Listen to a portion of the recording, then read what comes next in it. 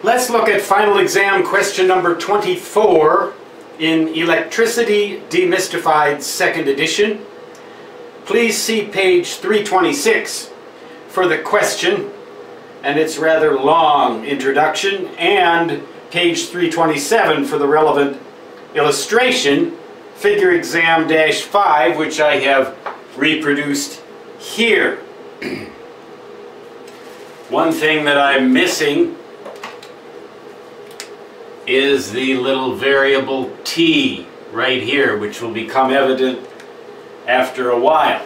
That is time. R is the resistance of this resistor in ohms. E, this is a voltmeter here. E is the voltage indicated by that meter, and also represents the value of this variable DC voltage source. That's an ammeter, current I in amperes. So we have T, time in seconds, ohms, volts, amperes. And of course here, volts, E, the same voltage, because as you can see, that voltmeter is directly connected across this source. An ammeter does not have any internal resistance, at least ideally. So we've got all of this set up. Suppose that we make that voltage 12.0 volts. This is a battery, 12.0 volts. And when we do that, we indicate 800 milliamps right here. So we've got this circuit. That voltage E there is also going to show 12.0 volts. So, how much power does that thing dissipate right there? Well, assuming that this switch is closed, of course if it's open like it's shown here, it won't dissipate anything. But if that switch is closed, then this resistor will dissipate a certain amount of power, P, which is equal to the square of the current in amperes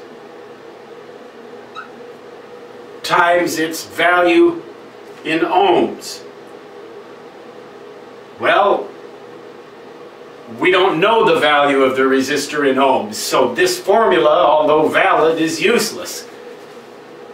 But if we simply multiply the voltage times the current, we'll get the same result. We know that this resistor carries 800 milliamps because a voltmeter is an open circuit, so the resistor is the only thing carrying any current of significance here.